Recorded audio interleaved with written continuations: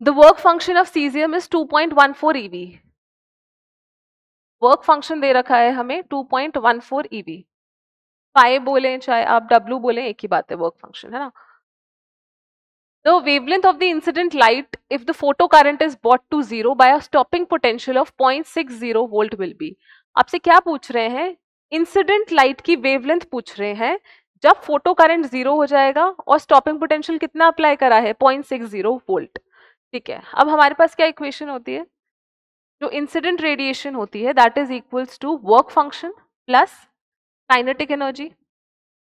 इसको मैं ऐसे भी लिख सकती हूँ, E is equals to phi plus kinetic energy को मैं क्या लिख सकती हूँ, EV नॉट।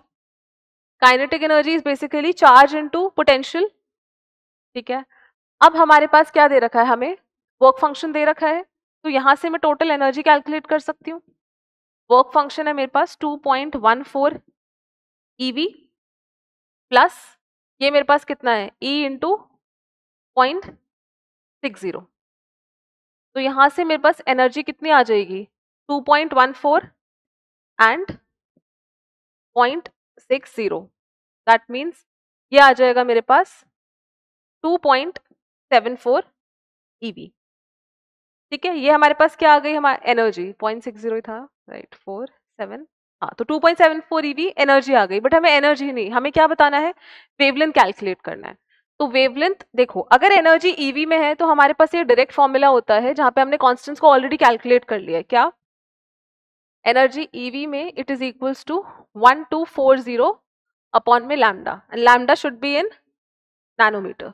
ठीक है, तो ये एक फॉर्मूला है। ओके, HC बाय लैम्डा भी लगा सकते हैं हम, बट क्योंकि HC बाय लैम्डा की कैलकुलेशंस करनी पड़ेंगी, ये हमारे पास एक रिड्यूस फॉर्मूला है जहां पे ऑलरेडी कॉन्स्टेंट्स को कैलकुलेट कर रखा है। बट कंडीशन ये है, एनर्जी EV में होनी चाहिए एंड वेवलेंथ नैनोमीटर में होनी चाहिए। तो आपको वेवलेंथ कैलकुलेट करना है, तो 1240 अपॉन में एनर्जी कितनी है, 2.74। जब इसको कैलकुलेट करोगे अप्रोक्सीमेटली 453 के पास आएगा ना, क्योंकि ये भी ऑब्वियसली 1240, ये भी अप्रोक्सीमेशन से ही लिया है हमने।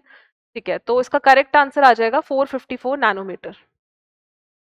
453 के क्लोजेस्ट 454 ही है, so that is option number B. हाँ, इसमें आसपास है थोड़े ऑप्शंस, बी और डी में थोड़ा हो सकता है, बट क्योंकि 453 के आसपास आ रहा है तो करेक्ट ऑप्शन 454 ही हो जाएगा। ठीक है, सबसे पहले हमने एनर्जी कैलकुलेट करी, उसके बाद हमने उसके कॉरेस्पॉन्डिंग वेवलेंथ कैलकुलेट कर लिया। So option number B is the correct answer.